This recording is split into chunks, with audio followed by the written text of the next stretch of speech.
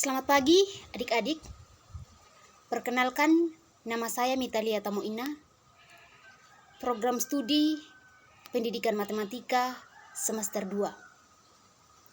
Nah, pada hari ini kita akan belajar bersama mata kuliah perkembangan peserta didik. Kita masuk dalam pembahasan materi perkembangan moral dan spiritual peserta didik. A. Definisi perkembangan moral dan perkembangan spiritual peserta didik. Moral merupakan tingkah laku manusia yang berdasarkan atas baik buruknya dengan landasan nilai dan norma yang berlaku dalam masyarakat. Nah, di sini adik-adik, tingkah laku kita atau tindakan kita itu menentukan moral kita. Misalnya dalam kehidupan bermasyarakat, ketika kita bisa menjadi contoh, bisa menjadi teladan yang baik untuk orang lain, maka kita dapat dikatakan sebagai anak yang bermoral baik. Nah, begitu pula sebaliknya. Ketika dalam masyarakat kita melakukan tindakan yang tidak baik, kita sukanya hanya tawuran, kerusuhan, maka otomatis kita dinilai menjadi anak yang moralnya itu buruk atau tidak baik.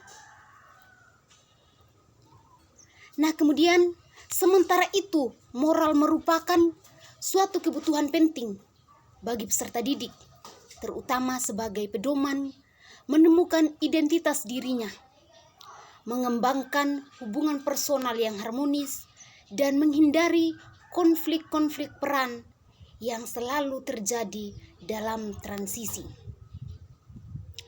Nah, di sini juga moral itu merupakan kebutuhan penting bagi peserta didik. Tentu sebagai peserta didik, kita memiliki moral yang berbeda-beda.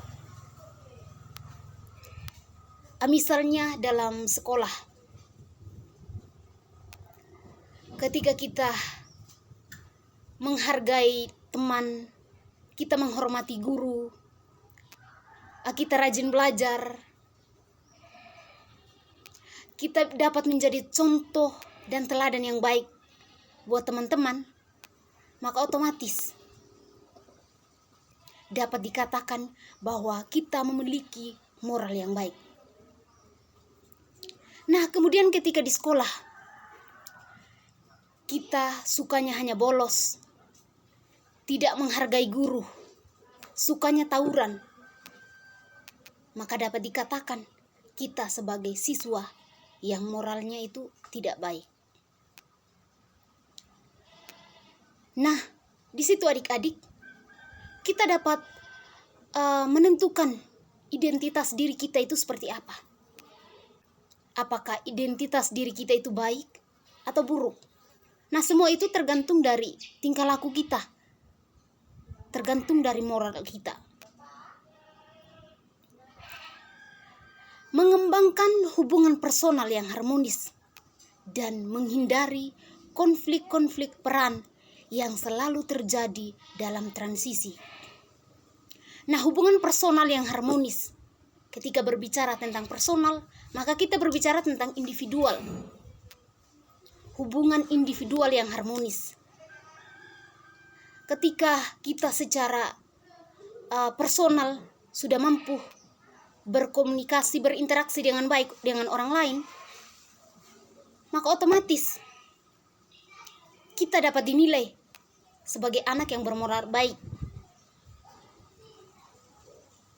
Kemudian kita dapat menumbuhkan keharmonisan. Nah, dari situ adik-adik, kita akan terhindar dari yang namanya konflik-konflik peran yang selalu terjadi dalam transisi.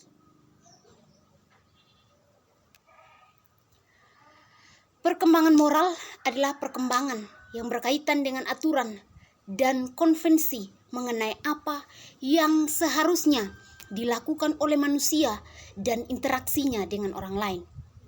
Nah, tadi adik-adik, kita berbicara tentang moral saja. Nah, yang sekarang kita belajar tentang perkembangan moral.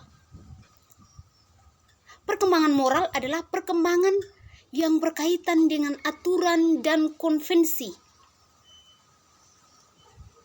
Nah, tentu kita tahu bersama bahwa kata perkembangan itu seperti apa. Ketika kita berbicara tentang perkembangan, maka dalam pikiran kita itu akan terlintas bahwa kita itu memiliki perubahan.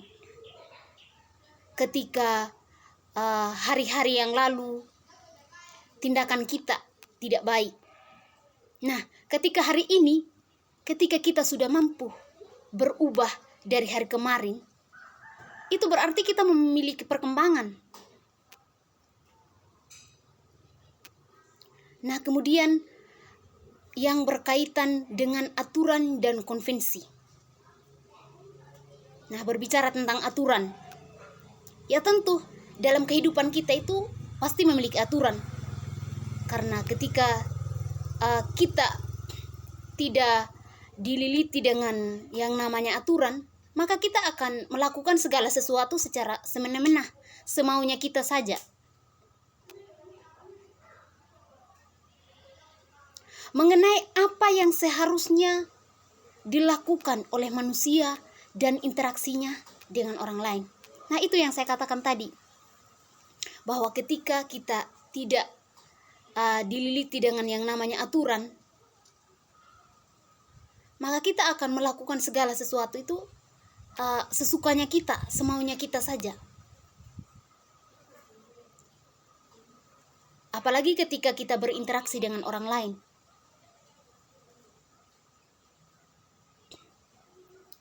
Dengan demikian, peserta didik yang bertindak sesuai moral adalah mereka yang mendasarkan tindakannya atas penilaian baik buruknya sesuatu.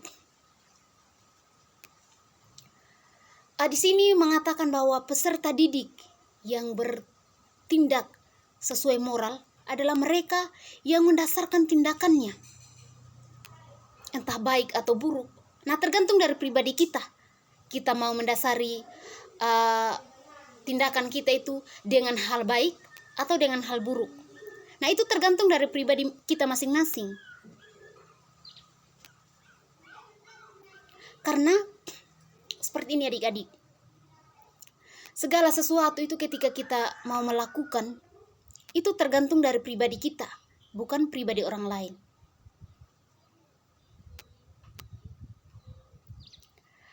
Kemudian kita masuk pada observe, karakteristik perkembangan moral dan spiritual peserta didik. Dari teori Fowler, maka berdasarkan usia, karakteristik perkembangan spiritualitas peserta didik terdiri dari dua macam, yaitu karakteristik perkembangan spiritualitas anak usia sekolah dan karakteristik perkembangan spiritualitas remaja. Nah, yang pertama kita melihat karakteristik perkembangan spiritualitas anak usia sekolah. Nah, anak usia sekolah, ketika kita berbicara tentang anak usia sekolah, sebelum menempuh pendidikan ke jenjang yang lebih tinggi, otomatis kita melalui yang namanya pendidikan anak usia dini, pendidikan sekolah dasar. Nah, itu adik-adik yang dinamakan karakteristik perkembangan spiritualitas anak usia sekolah. Jadi, karakteristik perkembangan spiritualitas kita sebagai anak sekolah harus lebih baik dari mereka yang tidak bersekolah. Kita harus bisa menjadi contoh, harus bisa menjadi teladan, supaya kita ada titik perbedaan dari mereka yang tidak bersekolah.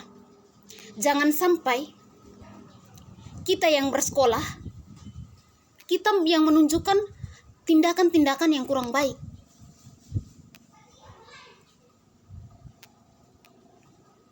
Jadi seperti itu adik-adik, kita harus memiliki ciri pembeda dari mereka yang tidak bersekolah. Kemudian ada karakteristik perkembangan spiritualitas remaja. Nah, setelah kita melewati usia dini, usia anak-anak, maka otomatis kita akan masuk ke yang namanya jenjang remaja atau usia remaja.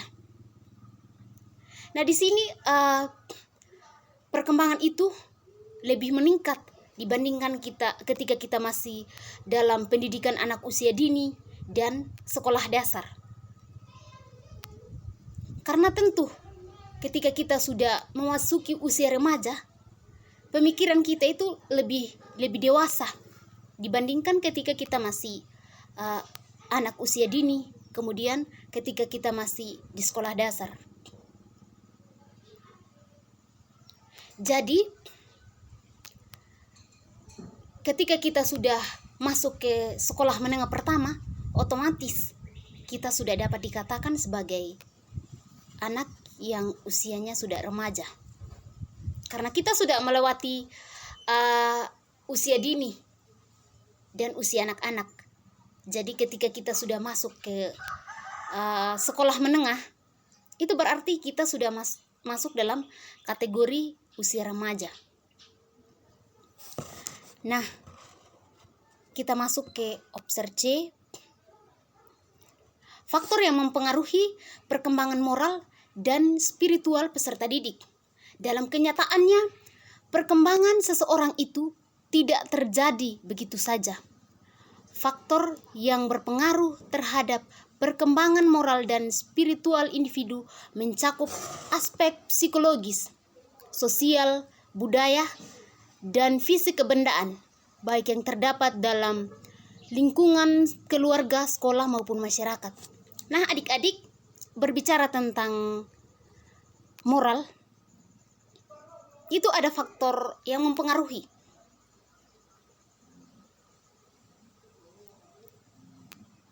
Entah itu faktor internal maupun faktor eksternal. Nah, di sini yang dituliskan dalam kenyataannya perkembangan seseorang itu tidak terjadi begitu saja. Ya tentu, perkembangan seseorang itu tidak terjadi begitu saja. Karena semua tergantung dari yang mempengaruhi kita. Ketika kita melakukan sesuatu, itu tentu ada yang mempengaruhi. Ketika yang mempengaruhi itu mengajak kita untuk melakukan tindakan yang tidak baik, nah tergantung dari cara kita sebagai individu, sebagai pribadi kita masing-masing, tergantung dari cara kita menyikapinya. Nah, segala penentuan itu semua tergantung dari diri kita.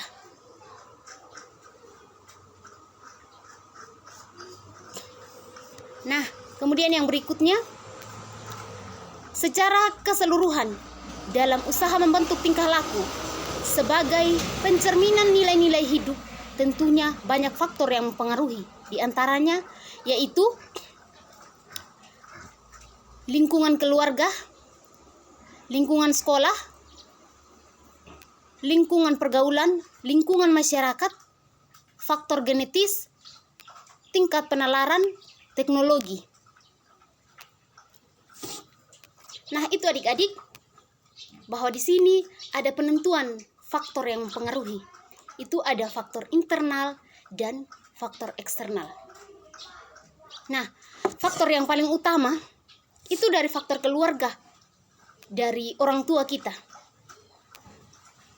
Ketika dari usia dini kita sudah dididik, kita sudah diarahkan untuk bertingkah laku baik, maka secara otomatis bahwa ketika kita sudah dewasa, kita akan membawa sifat itu.